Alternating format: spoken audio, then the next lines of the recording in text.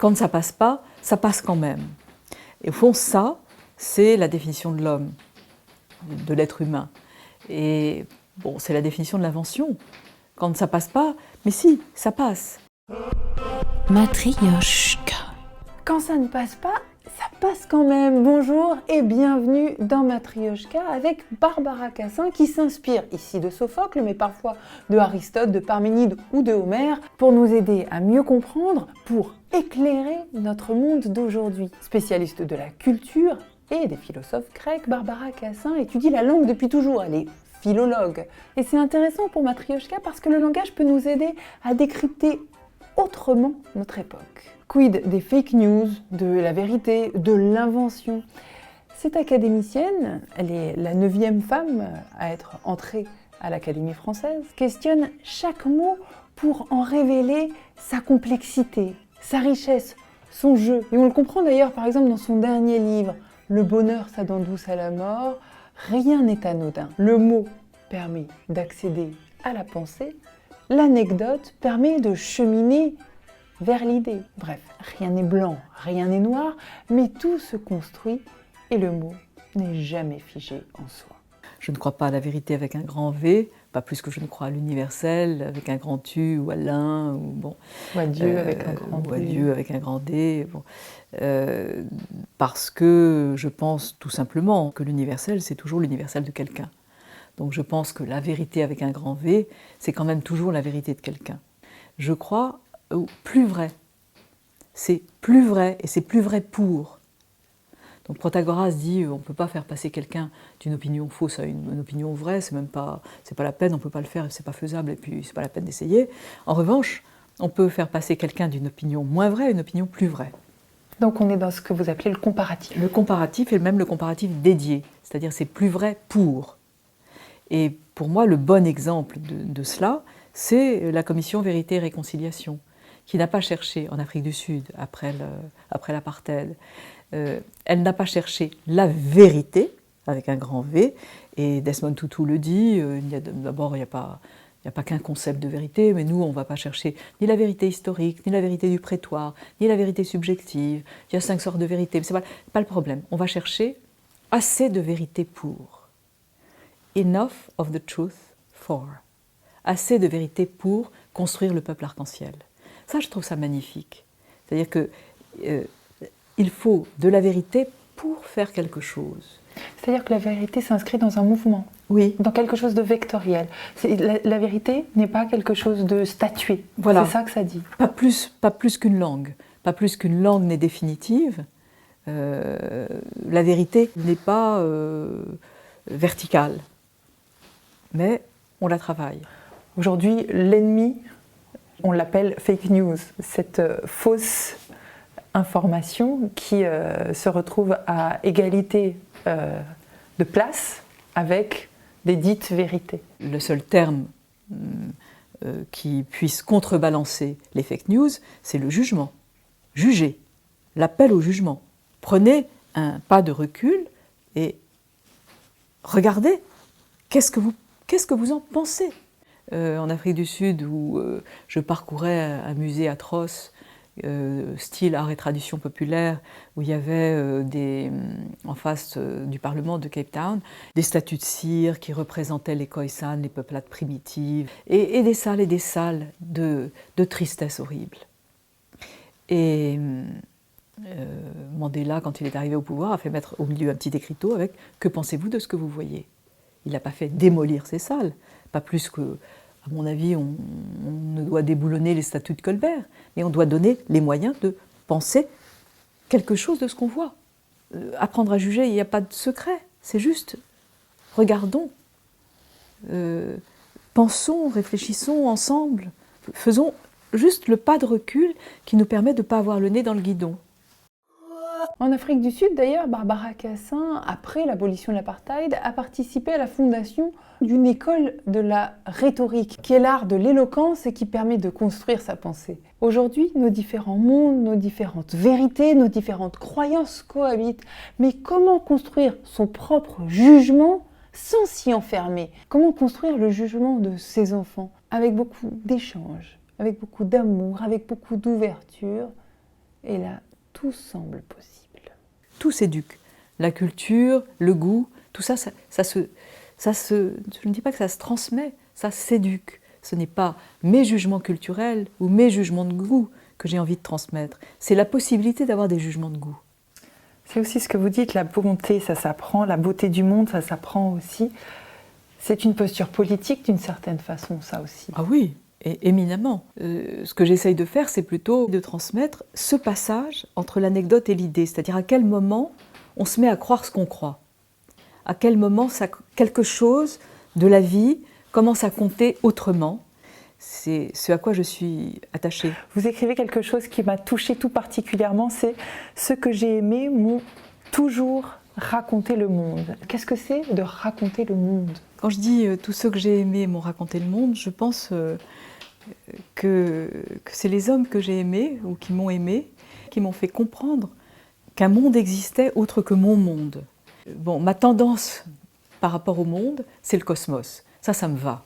Ça c'est pas du tout étranger, ça n'a jamais été étranger. Je me mets devant la mer et je vois le cosmos devant moi. Les lieux que j'aime sont comme ça. C'est-à-dire que ce sont des lieux où je vois le monde devant moi, je bouge un peu et je vois à nouveau le monde devant moi et c'est pas tout à fait le même et je bouge un peu. Et tout ça, c'est beau. Bon. Donc ça, c'est mon monde. Eh bien, pour sortir de mon monde, il m'a fallu d'autres, et d'autres qui m'aimaient ou que j'aimais, ou plutôt. Et c'est comme ça que ça s'est produit. C'est-à-dire que j'ai mis très longtemps avant de penser que c'était pour moi de voter, par exemple. Qu'est-ce que c'est que tous ces gens qui s'agitent pour faire n'importe quoi, pour raconter n'importe quoi, qui font jamais ce qu'ils disent, et de toute façon, ça ne change rien. Bon, jusqu'au moment où on me l'a raconté autrement. Et donc, je me suis mise à voter, par exemple. Des choses de ce genre. Cette façon, justement, dont certains ont eu ce rôle de vous aider à sortir de votre monde pour voir le monde un peu autrement, vous aiguiller. Oui. Est-ce que vous avez repris ce flambeau-là aussi pour orienter le regard de vos enfants? Est-ce que vous pensez qu'il y a des choses à faire aussi? Il y a énormément de circonstances terrifiantes dans la vie. Il y a énormément de... Je crois aux luttes de classe, je crois à la misère, je crois, etc. Je crois, je vois. Je sais. Bon. Et en même temps, je pense que où qu'on soit, c'est encore ouvert. Voilà. Et ça c'est peut-être une posture. C'est-à-dire je me dis que... Enfin, je ne me le dis même pas. C'est comme ça. Je pense que c'est comme ça. Les enfants... Tout ce qu'on peut faire, je trouve, c'est de leur ouvrir le monde, pas de le leur raconter. Expliquez-moi. On peut ouvrir tous les possibles du monde, montrer que on n'en a jamais fini et que quand on croit qu'on ne peut pas passer, quand on croit que c'est fini, quand on croit que c'est impossible, si c'est encore possible. Comment on prouve ça? Comment... À chaque geste. Pour moi, c'est ça qui fait famille. Bon, l'exemple que je prends dans mon livre, je ne sais pas, j'avais peut-être 4 ans, 5 ans, je ne sais pas. J'étais donc réveillée en entendant le bruit heureux d'un soir ordinaire. Et je descends de mon lit et je vais jusqu'à la cuisine. Là, on me prend sur les genoux, on me fait asseoir, on me donne un petit truc à manger, à boire, et puis on me recouche. Et tout ça, c'était du bonheur. Et puis, je dors, et puis je me réveille encore. Et là, je redescends, on me fait un câlin de même genre, on me redonne quelque chose, tout ça était tout à fait normal, on me recouche. Bon. Et puis, je me rendors et je me réveille une 3e fois. Et là, je me dis, ça, c'est pas possible. Là, je peux pas. Donc, 3, c'est trop. Et je descends quand même, très effarée de ce que j'osais faire. Mais vous tentiez quand même. Et j'essayais. Et là, on me prend sur les genoux, on me donne à manger, on me donne à boire, on me fait un câlin et on me recouche. Et plus jamais, je ne me suis dit, ça va être trop. Parce qu'eux, ils n'avaient pas compté. C'était moi qui avais peur, mais pas eux. Et pour moi, une famille, ça ne compte pas dans tous les sens du terme. Je veux dire que ça ne compte pas au sens où personne ne doit compter, ne doit faire 1 + 1 + 1 et tirer un trait. Pour moi, une famille, ça donne tout, ça ouvre tout. Pas de fond, pas de plafond. Pas de fond, pas de plafond. C'est une phrase de Char, oui. Pas de fond, pas de plafond, sans limite. Dans la pensée de Barbara Cassin, tous les horizons doivent rester ouverts. D'ailleurs, parmi ces mots-clés, il y en a un qui nous pousse à aller toujours plus loin. C'est le mot invention sur lequel elle nous invite à naviguer. Pour moi, l'invention, ça peut se décrire avec pantoporos aporos, ce syntagme qui décrit l'homme chez Sophocle. Pantoporos, il passe partout, poros, poreuein, les ports de la peau, le port où les bateaux arrivent, bon, poreuein, passé. Il passe partout, aporos, alpha privatif, là où ça ne passe pas, là où il ne passe pas. Donc, quand ça passe pas, ça passe quand même. Et au fond, ça, c'est la définition de l'homme, de l'être humain. Et bon, c'est la définition de l'invention. Quand ça passe pas, mais si, ça passe. Et c'est ce que fait Ulysse. Ulysse aux 1000 tours, polytrope, aux 1000 ruses, traduit-on souvent. Mais c'est ça qu'il fait. Il passe quand il n'y a pas moyen de passer. C'est-à-dire que là, voilà, ils vont tous mourir dans l'antre du Cyclope. Et bien non, ils s'accrochent sous les moutons et ça passe. Ce qui est complètement fou. Bon. Et en même temps, on n'arrête pas d'être rattrapé par l'impossible. C'est-à-dire que Ulysse au large et échappant dit « C'est Ulysse qui t'a aveuglé. C'est moi, Ulysse. » On passe et puis on est peut-être rattrapé par l'aporie, par là où on ne passe pas, surtout quand on est vantard, quand on a de l'insolence. Bon. Donc voilà, il faut naviguer entre l'insolence et l'invention. Et quand on joue avec les mots, ça aide à naviguer ? Je pense que c'est une navigation, déjà. Jouer avec les mots, comprendre que la langue, vous la guidez, mais aussi elle vous guide, que ce que vous dites fait exister des choses, fait être le monde, la manière dont vous parlez, la langue que vous parlez. Oui, c'est très important. Vous dites fuir le langage binaire, forcément, qui est aujourd'hui le langage d'ordinateur. Comment vous voyez l'évolution de l'utilisation du langage par les générations d'aujourd'hui ? Est-ce que vous avez l'impression que l'outil nous façonne ? L'ordinateur a changé notre manière d'écrire en partie, et en partie pas. Les tweets changent notre manière de parler en partie, et en partie pas. Pourquoi ? Parce que chacun est plus inventif que ça, d'une part, et d'autre part parce que c'est tout Leibniz qui est derrière. C'est la caractéristique universelle, c'est le fait qu'il y ait quelque chose ou rien. Hein, le langage binaire, c'est quelque chose ou rien. Génial. Et Leibniz, c'est le même qui voulait réduire aux identiques les idées des hommes, c'est-à-dire en faire qu'on puisse calculer nos pensées. Bon. D'une certaine manière, c'est la caractéristique universelle qui est visée par Leibniz, c'est quelque chose de génial. C'est vraiment beaucoup plus génial que l'espéranto. Bon, c'est quelque chose ou rien et une séquence en séquence. Qui lui parlait 12 langues, hein, d'ailleurs. Lui, il parlait 12 langues et il a inventé le calcul infinitésimal qui permet de comprendre le langage d'ordinateur. Hein. Et ce quelque chose ou rien, c'est quelque chose d'aussi fondamental que le poème de Parménide qui dit « est, n'est pas ». Bon, c'est magnifique.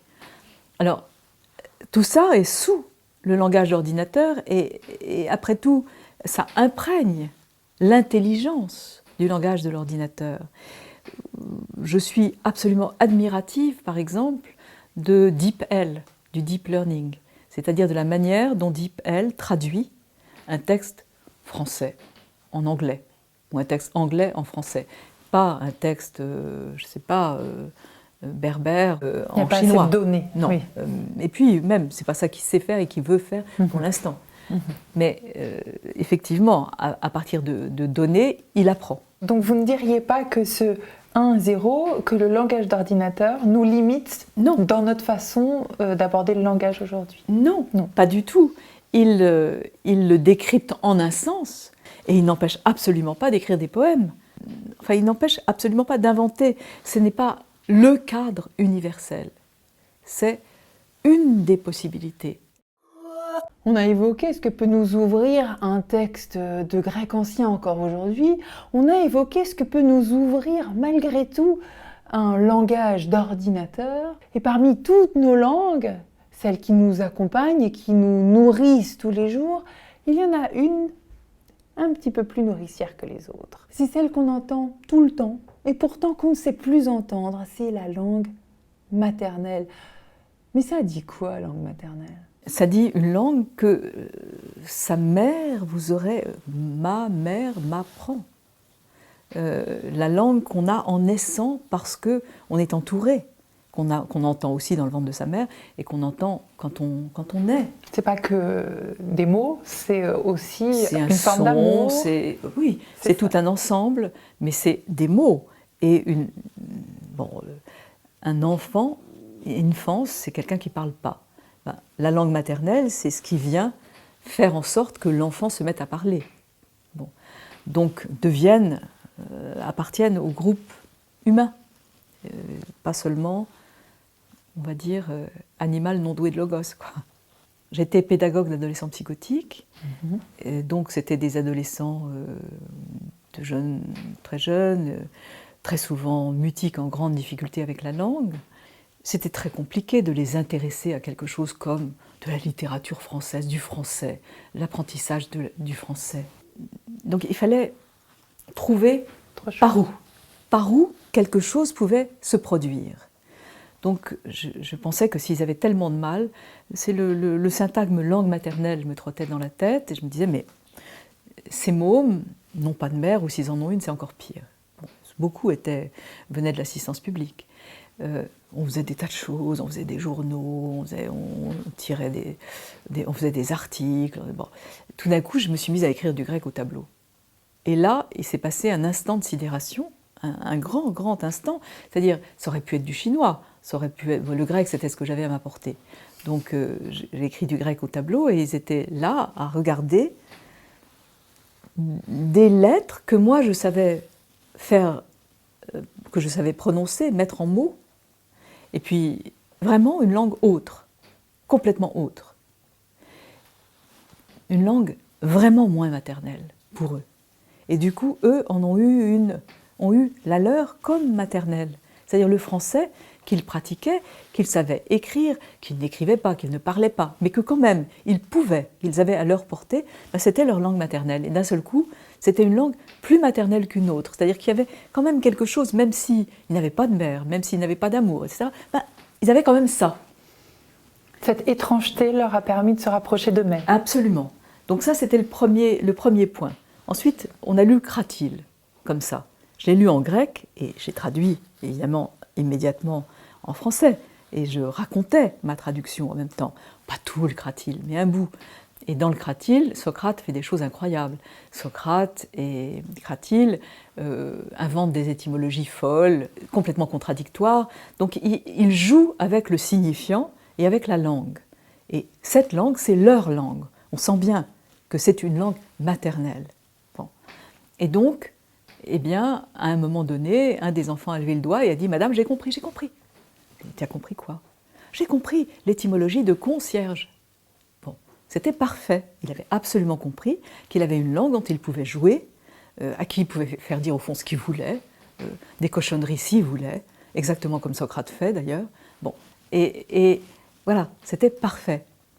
Donc là, il s'est passé quelque chose, si vous voulez, dans l'ouverture des possibles.